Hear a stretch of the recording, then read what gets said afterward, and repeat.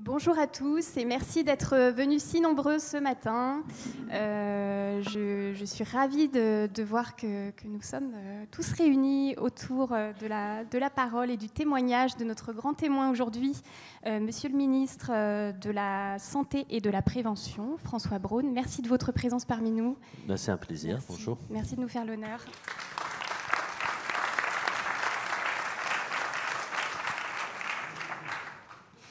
Et je vais co-animer ce témoignage avec monsieur le député Jean-Pierre Cubert-Tafon. Cher Jean-Pierre, merci de ta présence parmi nous.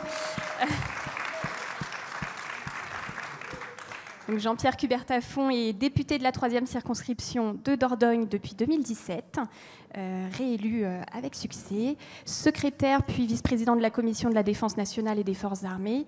Il est rapporteur du budget de la Gendarmerie nationale et auteur d'un rapport Action publique et ruralité à l'ère de la différenciation qui traite notamment de la désertification médicale, mais nous y reviendrons. Voilà, donc on va commencer par Monsieur le ministre. Monsieur le ministre, donc, nous sommes à l'université de rentrée, et qui dit rentrée dit petit retour sur l'été écoulé en matière de santé. On nous avait indiqué qu'il y aurait des difficultés, notamment dans les services d'urgence cet été. Est-ce que vous pourriez nous en parler? Qu'en est-il? Comment l'été s'est-il écoulé? Écoutez, merci d'abord pour votre invitation. Merci, monsieur le ministre, monsieur le ministre, madame la ministre, pour cette belle assemblée et bonjour à tous. Alors effectivement, entrons dans le vif du sujet tout de suite. Donc la question de l'été, notre système de santé est en grande difficulté, c'est le moins qu'on puisse dire. Je pense que le diagnostic maintenant est partagé par tout le monde, il n'y a pas besoin d'y revenir, même si on pourra avoir quelques particularités locales. Et cette grande difficulté s'exprime essentiellement par les services d'urgence, qui sont la partie émergée de l'iceberg. Mais il ne faut pas croire que si on résout le problème des services d'urgence, on va résoudre le problème de santé. C'est un petit peu le symptôme de l'ensemble de la maladie, et il faudra traiter la maladie. Maintenant, le service d'urgence, comme les maternités d'ailleurs, qui ont été en grande difficulté cet été et qui sont toujours en grande difficulté, c'est un de mes points d'inquiétude, on soigne le symptôme parce que nos concitoyens sont très attachés à leur service d'urgence pour plein de raisons, et puis c'est un petit peu iconique de cette égalité ou inégalité d'accès à la santé. Alors les services d'urgence étaient en difficulté, le sont toujours, mais vous le savez, j'avais été amené à la demande de la Première ministre et puis de ma prédécesseure Brigitte Bourguignon à faire un travail avec des collègues urgentistes généralistes sur des propositions. C'est la fameuse mission Flash, alors qu'on a beaucoup moqué sur le terme, mais maintenant tout le monde utilise ça, j'ai vu, donc c'est finalement pas si mal. Cette mission qui a permis de sortir 41 idées, qui n'étaient pas des idées venues d'un bureau, mais vraiment, nous sommes allés chercher sur le terrain. Et ce mode de fonctionnement est celui que je veux maintenant impulser au niveau du ministère, c'est-à-dire aller voir sur le terrain ce qui se passe, ce qui ne va pas, ce qui marche, pourquoi ça marche, le développer et l'exporter. C'est ce qui s'est passé avec ces 41 mesures. Et force est de constater que c'est plutôt un succès, que l'été s'est passé sans grande difficulté, en tout cas sans difficulté supplémentaire, grâce à la mobilisation des professionnels, c'est surtout ça qu'il faut le dire. Et ce qui est remarquable, et on a retrouvé en cela un petit peu l'esprit Covid, c'est la mobilisation des professionnels de l'hôpital, mais aussi la mobilisation des professionnels libéraux, qui sont organisés localement de façon très diverse, en prenant des outils différents de cette boîte à outils pour répondre à ce qu'on appelle les soins non programmés, c'est-à-dire ces demandes urgentes. Alors, quelles sont les mesures principales finalement, même si je suis dans l'attente du rapport de l'IGAS sur ces mesures de l'été, puisque je m'étais engagé à dire si les mesures sont efficaces, on les garde, si elles ne sont pas efficaces, on les remet à la poubelle. Globalement, la régulation médicale, qui est en fait le fait de dire aux gens, avant de vous déplacer, appelez.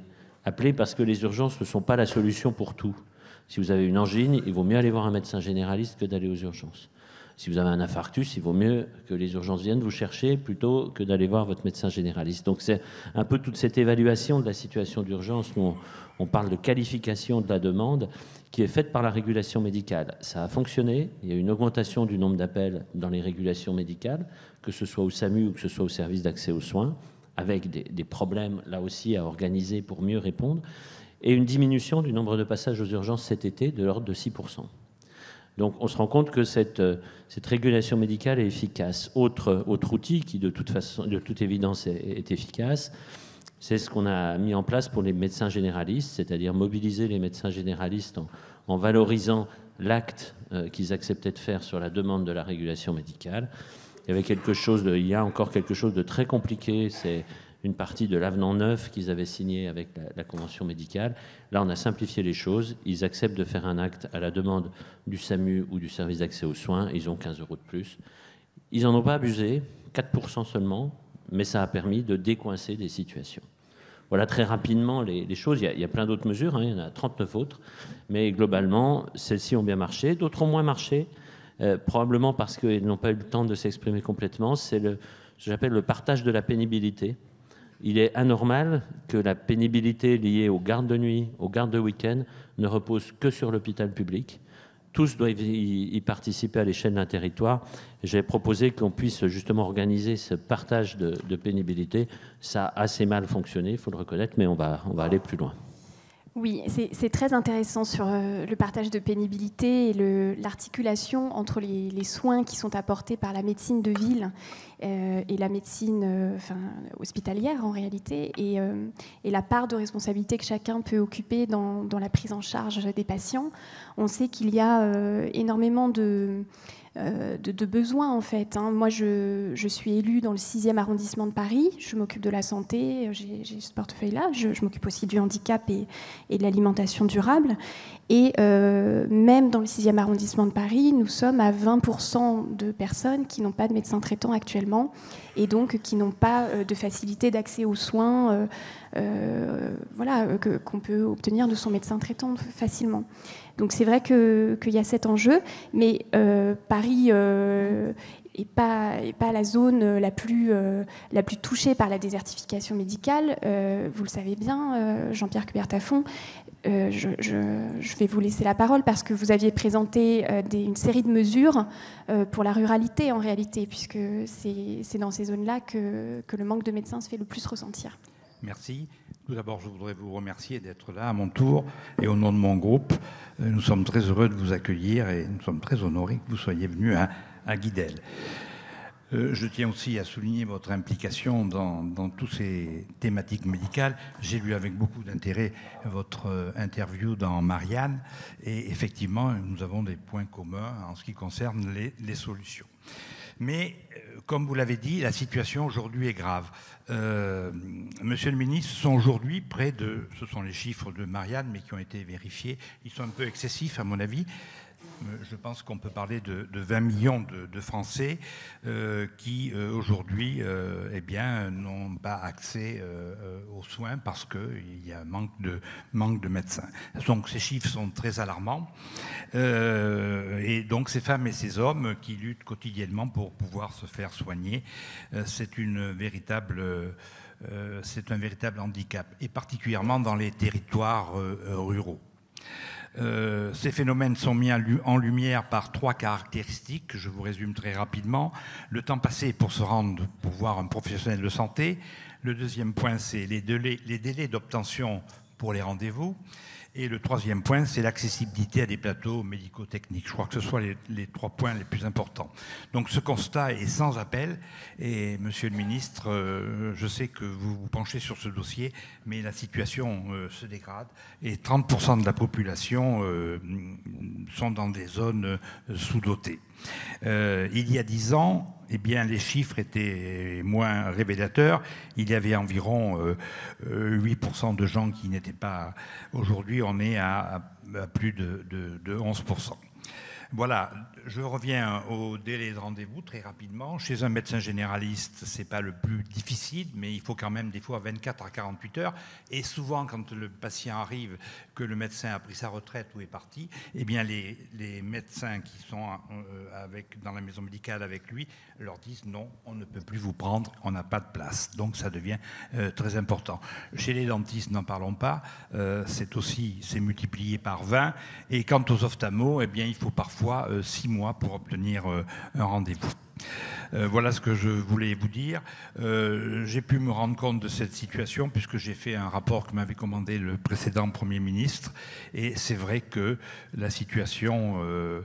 il y a eu des avancées, il faut le reconnaître. Les maisons médicales, lorsqu'elles sont conçues par des médecins, il ne faut pas que ce soit des maisons médicales qui soient envisagées comme un développement immobilier par les élus. Il faut absolument que les maisons médicales soient à l'origine faites par des médecins. Il y a eu aussi le numerus clausus. Il faut le reconnaître, nous sommes les premiers à l'avoir supprimé, mais avant qu'il agisse, il faut environ 10 ans, donc ce n'est pas une solution. Et le développement de la télémédecine. Voilà ce que je voulais vous dire. Après, peut-être qu'on pourra parler des solutions, mais peut-être que vous voulez déjà intervenir à ce niveau-là. Mais la situation est grave, vous le savez, et il faut qu'on trouve des solutions rapides, immédiates. Mais on ne pourra pas trouver de solution avec le nombre de médecins, parce que le nombre de médecins est en diminution.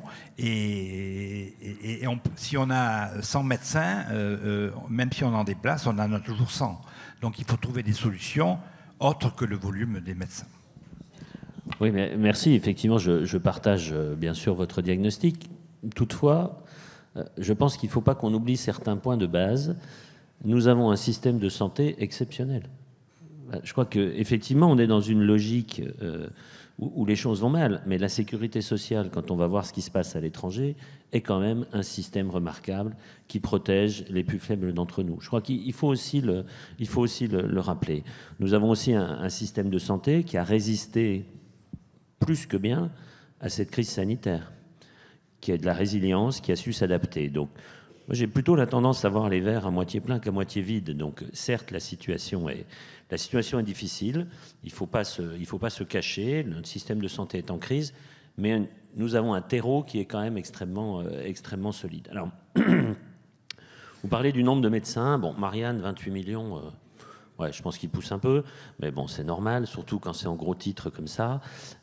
Moi, ce qui m'intéresse déjà sur ce volume, ce sont les personnes les plus fragiles qui n'ont pas de médecin traitant. D'abord, je crois qu'il faut aller marche par marche.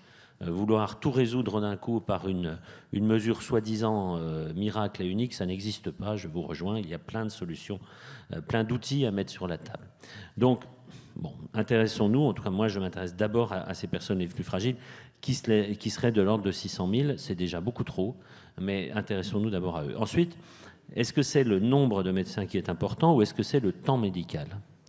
Moi je m'intéresse beaucoup plus à cette notion de temps médical. Pourquoi ? Parce que on n'arrête pas de dire que les jeunes confrères qui arrivent, ils travaillent moins, ils voient moins de malades, etc. Peut-être, ils ont décidé d'avoir un mode d'exercice qui est différent de leurs aînés, ils ont certainement raison, et nous sommes dans une société où on doit aussi privilégier le temps de famille, le temps de repos, etc. Donc c'est très bien, il y a une diminution de ce temps. Mais d'un autre côté, on leur impose du bureaucratisme, je ne dis pas de l'administratif, mais du bureaucratisme qui fait qu'ils passent, les généralistes me disent, entre 15 et 20% de leur temps à remplir des papiers. À l'hôpital, je serais plutôt en train de dire que c'est entre 30 et 50%.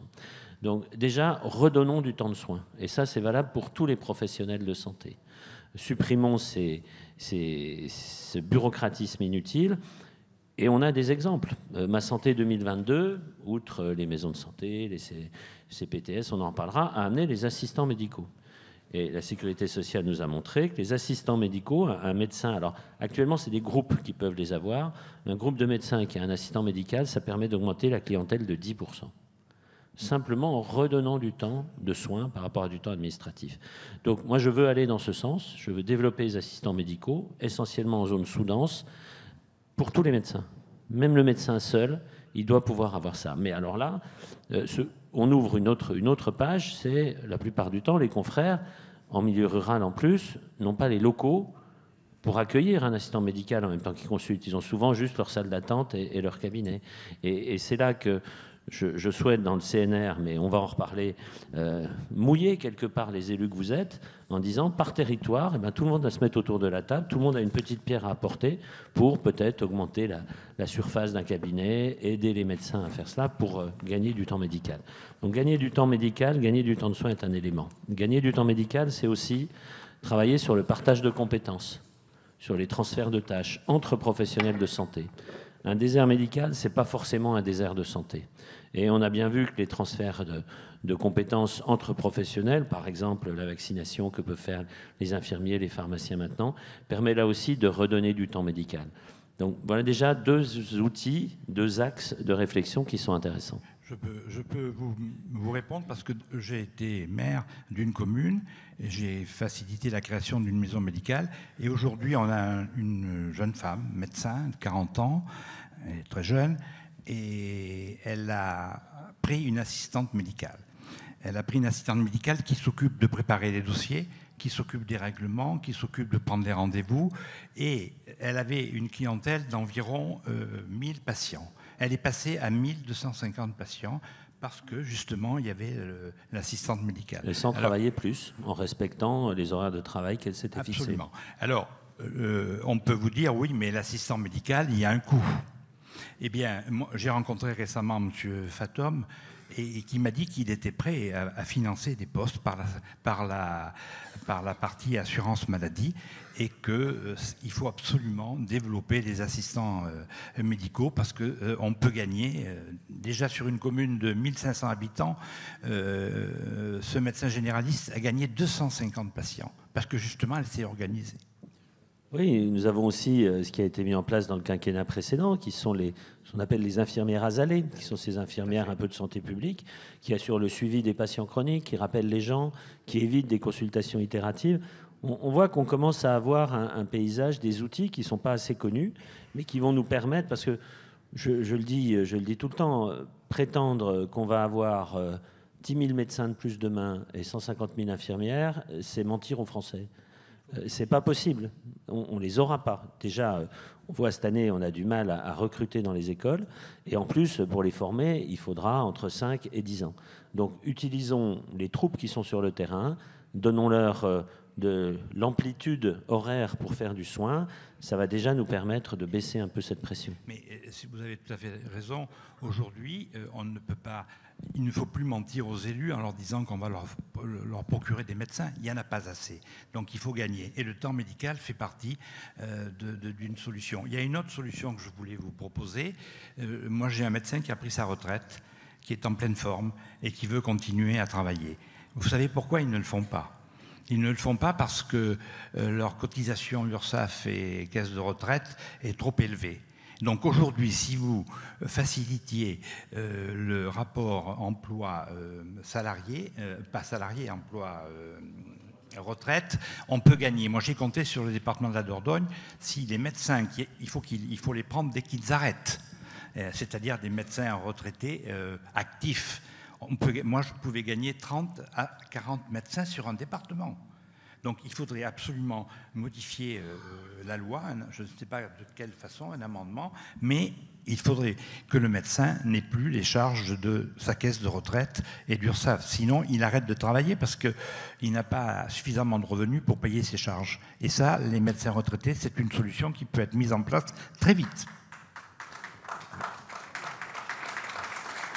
Ils sont d'accord. Vous pouvez applaudir le ministre aussi, parce qu'il a parlé de ça dans l'interview que vous avez donnée à Marianne. Donc, oui, merci. Mais en fait, vous savez, moi, je suis quelqu'un, alors c'est peut-être lié à ma formation, d'extrêmement pragmatique. Quand il y a quelque chose qui fonctionne, on le garde et on le développe. Et ce que vous dites a fonctionné pendant le Covid. C'est-à-dire que nous avons pu libérer ces médecins jeunes retraités, ces retraités actifs, comme vous dites, de leur cotisation. Et ils sont venus aider à l'hôpital, ils sont venus aider dans les centres de vaccination, etc. Ça marche, on continue. Enfin, je crois qu'il n'y a pas d'interrogation là-dessus. Alors après, Il y a la vision médicale, mais je pense que et le gouvernement va travailler dessus. Il y a la vision plus globale, c'est-à-dire que ce travail pour les retraités actifs concerne certes les médecins, mais peut concerner aussi d'autres professions, et il y a des réflexions à avoir autour de ça. Bien sûr. Et j'ai 2 autres propositions à vous faire, et après je redonnerai la parole j'ai la médecine foraine. Alors ça choque un peu le terme, mais ce sont les médecins. Il y a eu une expérience qui a été faite.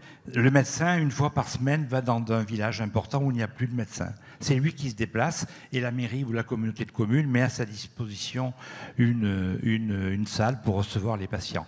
Et la deuxième proposition, c'est à l'inverse, c'est le médecin est dans un cabinet médical et il établit un planning et la communauté de communes, et là on pourrait peut-être faire une expérimentation dans 1 ou 2 communautés de communes, la communauté de communes fournit une voiture électrique, on demande à des étudiants, on fait des plannings, on demande à des étudiants de véhiculer des gens qui ne peuvent pas se déplacer. Moi, je suis sensibilisé par le milieu rural puisque je suis un rural et j'ai des gens qui ne peuvent pas se déplacer. Il y a des problèmes de mobilité.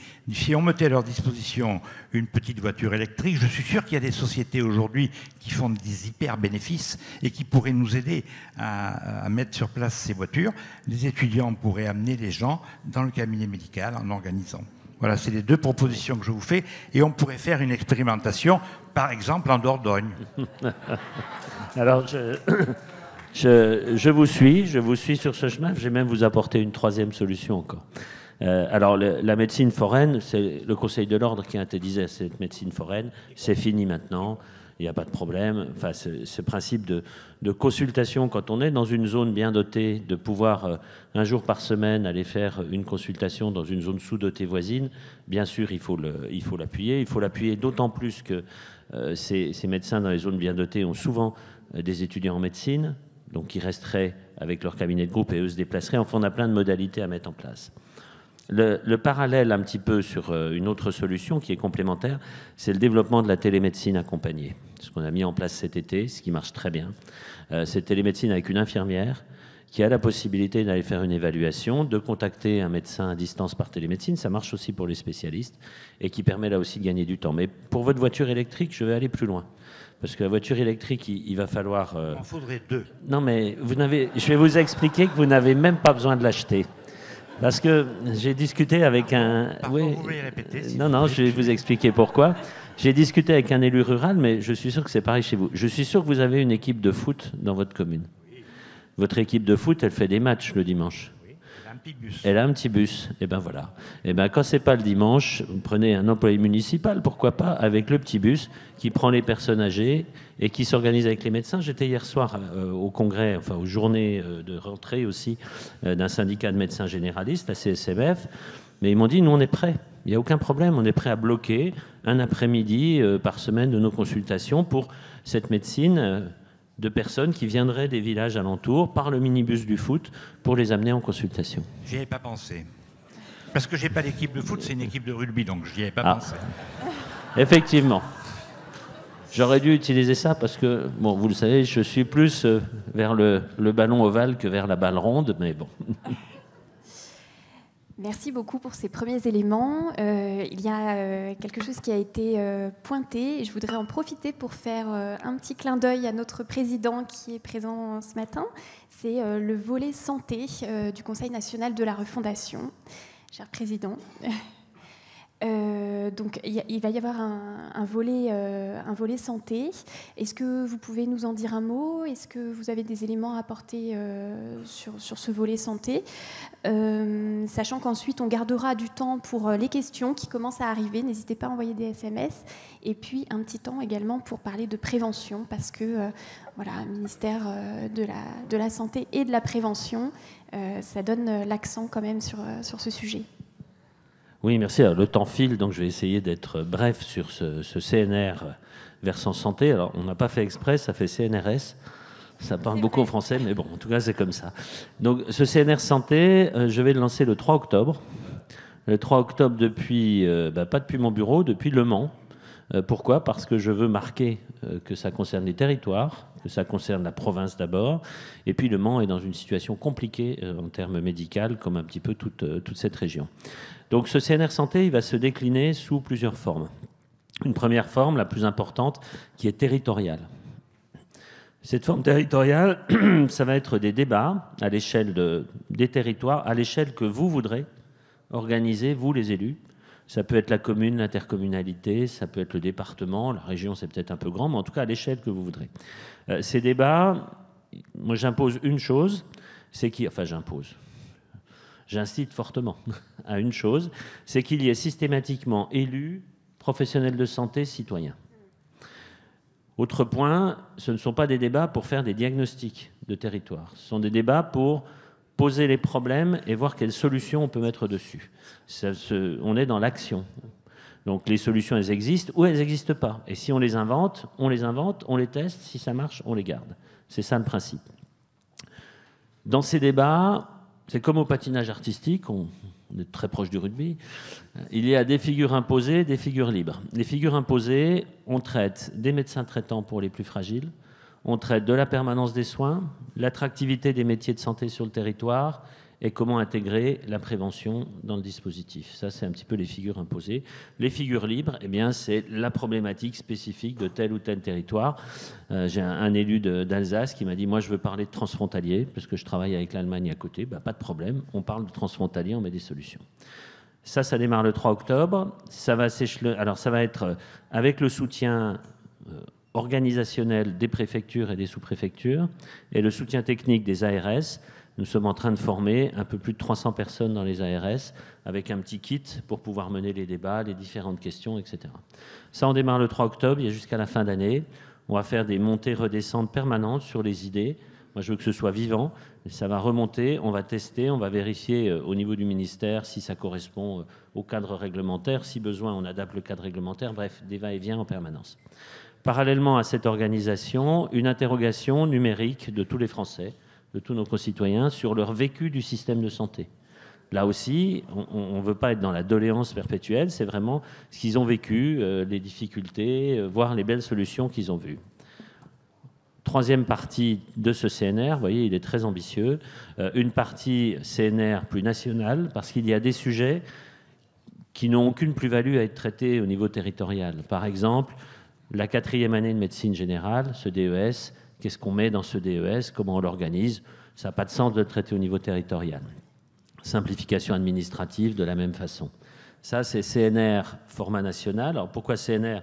Je me tourne vers le président parce qu'on reste dans cette logique citoyen, soignant, élu, dans ces réflexions. Et puis parallèlement à cela, je vais lancer des réflexions beaucoup plus larges sur le système de santé. Alors dans un mode un peu plus traditionnel, on est hors CNR, mais le financement du système de santé, la gouvernance du système de santé, voilà des questions qu'il faut qu'on se pose maintenant, parce que vous le savez, et je le dis tout le temps, notre système de santé qui a été construit sur l'offre de soins n'est plus du tout adapté aux besoins actuels. C'est d'ailleurs le cas des mêmes systèmes de santé au niveau européen. Il faut qu'on retourne un peu la table, qu'on la remette dans le bon sens. Et le bon sens, c'est un système de santé qui est centré sur la réponse aux besoins de santé de nos concitoyens. Et non pas simplement mettre une offre de soins sur le territoire. Voilà très rapidement le CNR. Vous voyez, c'est très ambitieux. C'est ambitieux parce que le président de la République m'a dit c'est facile, il y a 1200 bassins de vie, donc il faut faire 1200 débats. Je pense que déjà, si on en fait un petit peu moins, c'est bien. Mais je veux que la parole soit donnée au territoire, soit donnée aux soignants, aux soignés, aux élus, pour faire remonter les bonnes idées. Les problèmes sont sur les territoires, les solutions aussi. Merci, Monsieur le Ministre.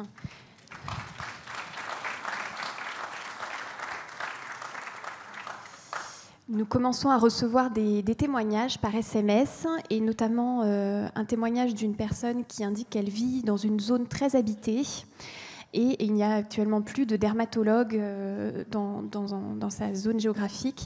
Et l'impression qu'elle a est que personne ne souhaite plus devenir médecin ou spécialiste, et elle s'interroge sur les solutions à apporter à tout ça.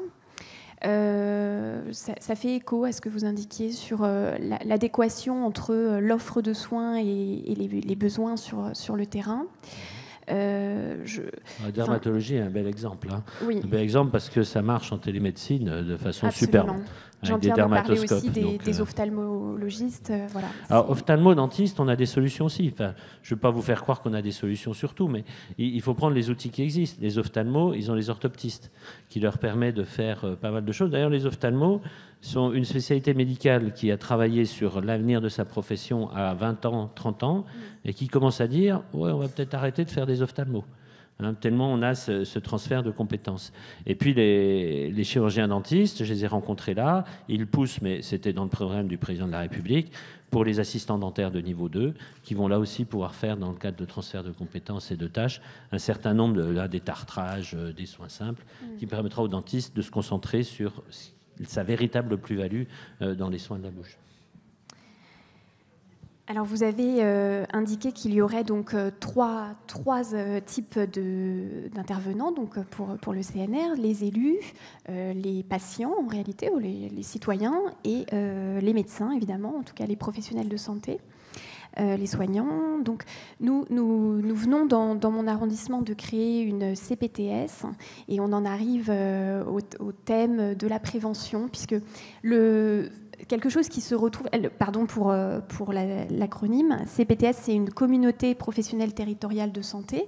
Ça consiste pour les professionnels de santé ou tous les métiers du soin et pour les personnes, même les paramédicaux, de se constituer en communauté pour pouvoir travailler ensemble sur les questions. La question primordiale dans toutes les CPTS de France, c'est l'accès aux soins. Comment trouver des médecins et des soins adaptés pour chaque personne du territoire. C'est des communautés qui sont locales, hein, qui sont territorialisées, mais de façon très locale. Nous, c'est à l'échelle de l'arrondissement. Et l'autre volet, je crois, en tout cas chez nous, c'est le choix que nous avons fait, c'est de parler de prévention et d'avoir des objectifs en matière de prévention. Récemment, donc moi je suis donc à Paris comme élue, mais je suis en Moselle temporairement pour quelque temps. C'est une région, enfin une zone que vous connaissez bien.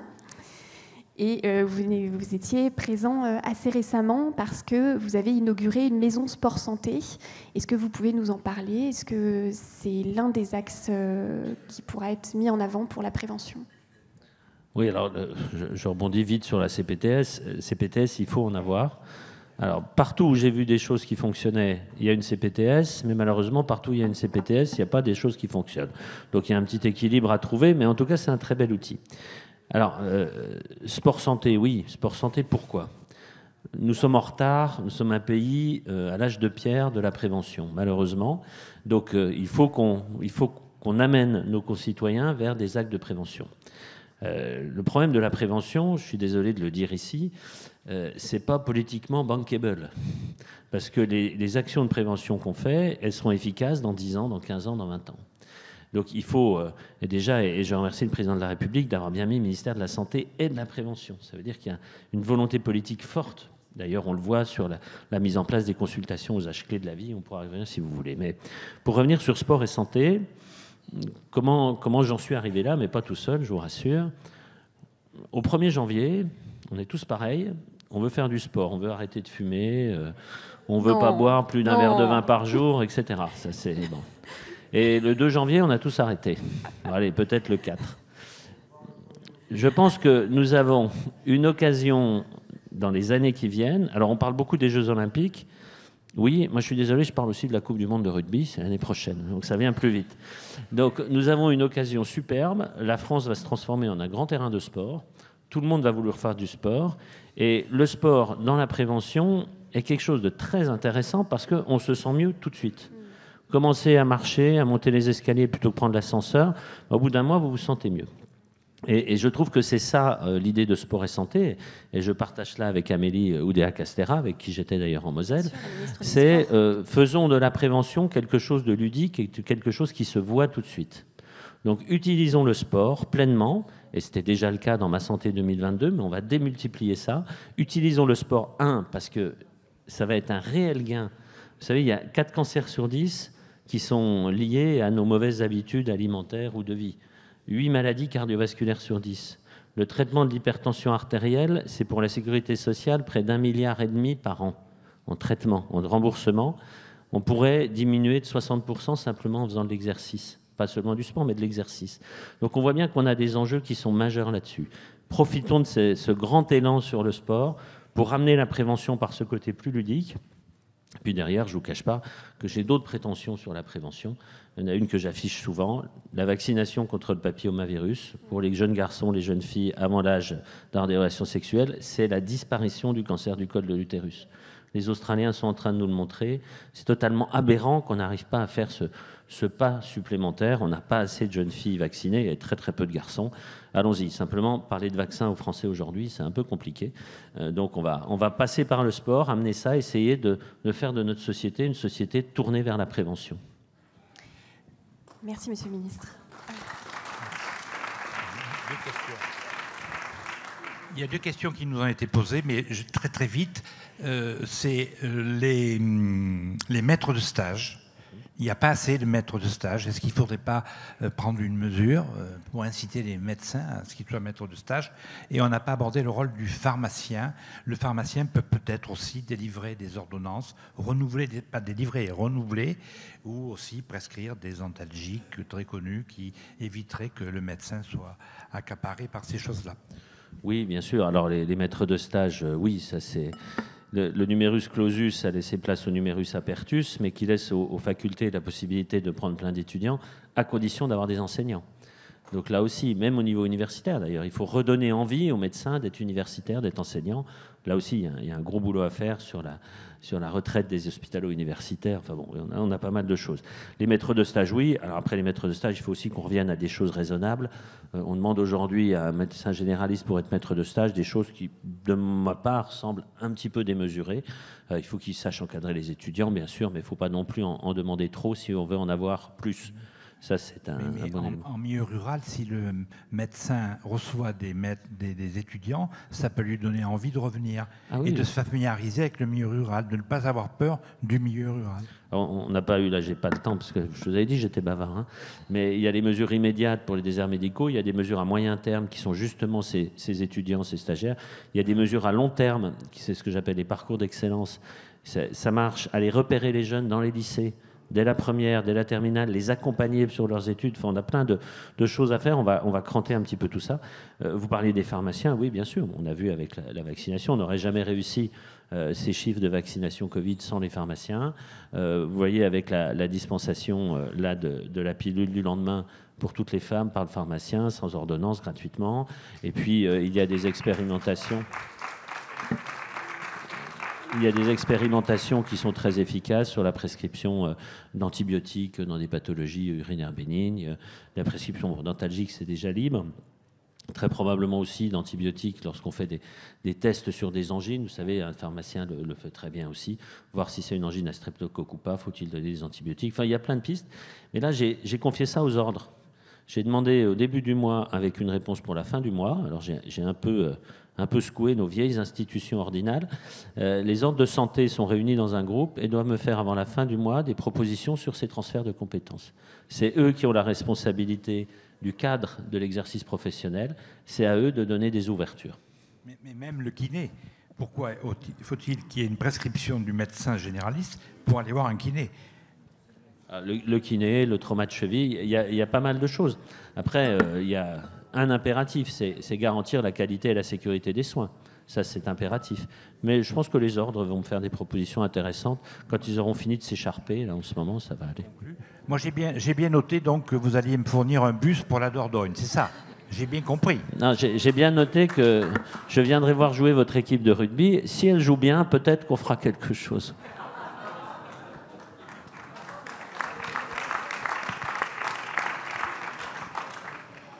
Alors, je vous propose que nous prenions une dernière question. Elle nous est posée de la façon suivante. Comment identifier des modalités pour permettre aux jeunes médecins payés par l'État d'exercer au moins 2 ans en zone rurale ?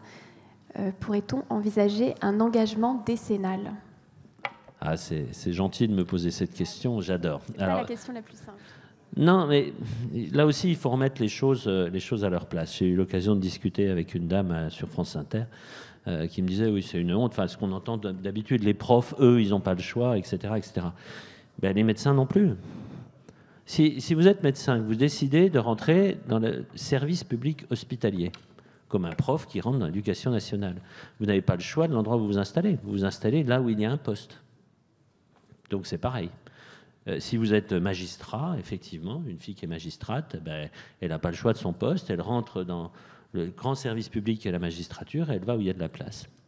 Par contre, le prof qui décide d'aller dans du privé, ben, il va où il veut. Le médecin libéral, il va où il veut. L'avocat, il va où il veut. Donc, si vous voulez, l'argument de dire on le fait pour les autres, on ne le fait pas pour les docteurs, c'est une honte, il ne tient pas. Ensuite, il y a de dire oui, mais ils sont payés par la sécurité sociale. Oui, mais je redis ce que je disais tout à l'heure. Louons la sécurité sociale qui nous permet de soigner tout le monde. N'inversons pas les choses. Et puis, après, il y a tous les arguments sur les études. En plus, ça, c'est, je dirais, le côté un peu philosophique. Mais sur le terrain, ça ne fonctionne pas. C'est pour ça que je dis qu'il ne faut pas le faire. Pourquoi ça ne fonctionne pas ? Dans le meilleur des cas, vous avez ce que j'appellerais des mercenaires. Et on commence à en voir avec les aides à l'installation. Des médecins, j'ai en tête un couple là qui a défrayé un peu la chronique au début de l'été. Il s'installe dans un coin, il y a de l'aide à l'installation, il prend tout. 3 ans, au bout de 3 ans, il se barre, il va ailleurs, dans un autre endroit, il reprend tout, etc. Moi, je ne veux pas des mercenaires, je veux des médecins traitants qui suivent des familles. Ça, c'est encore le meilleur des cas. Dans le pire des cas, et je discutais hier avec des jeunes étudiants et des jeunes médecins généralistes, ils me disent quoi ? Ils me disent, bah déjà, si on nous impose l'installation, on ne va plus choisir médecine générale. 7% de postes vacants, je ne rentre pas dans les détails. Donc, on aura moins de généralistes. Donc, déjà, on va être contre-productif par rapport à ce qu'on veut. Et en plus, ils disent, eh ben, si on nous force à nous installer, c'est l'histoire de conventionnement, déconventionnement, ben, nous, on prendra un boulot salarié. Il y en a de plus en plus qui prennent des boulots salariés avec des grosses boîtes qui mettent en place des maisons de santé. Oui, comme par hasard, c'est pas dans la campagne, c'est en ville. C'est un souhait des jeunes médecins, beaucoup, d'aller vers le salariat. Donc attention que le remède soit pas pire que le mal. C'est ça que je dis et je veux être très prudent là-dessus. Et je me permets d'alerter les parlementaires que vous êtes sur des fausses bonnes idées qui feraient croire qu'une seule idée comme ça va tout régler. Ça va aggraver les choses. Merci de votre réponse honnête et franche. Je vous propose qu'on conclue ce grand témoignage. Est-ce que vous souhaitez ajouter quelque chose ? Oui, monsieur.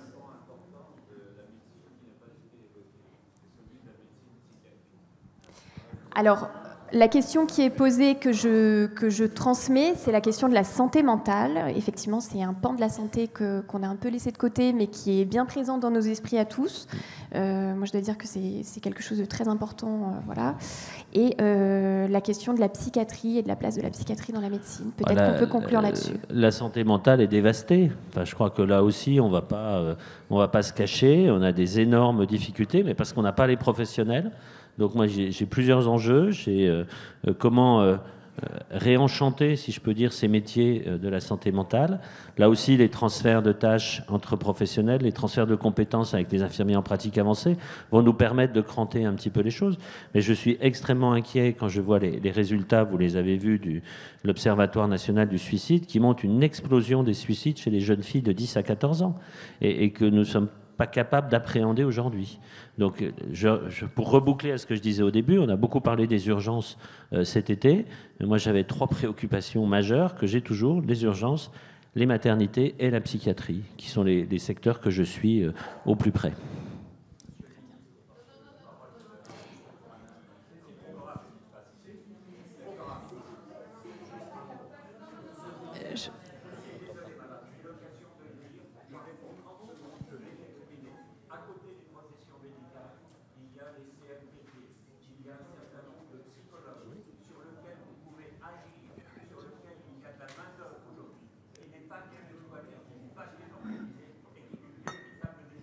Oui.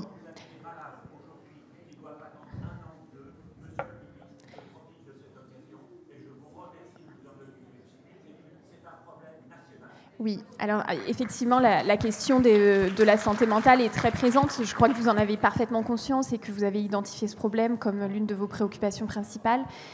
Je voulais vous remercier vraiment d'être venu ici, nous retrouver à Guidel dans ce cadre que vous avez découvert cette année. On espère vous retrouver régulièrement parmi nous tous les ans.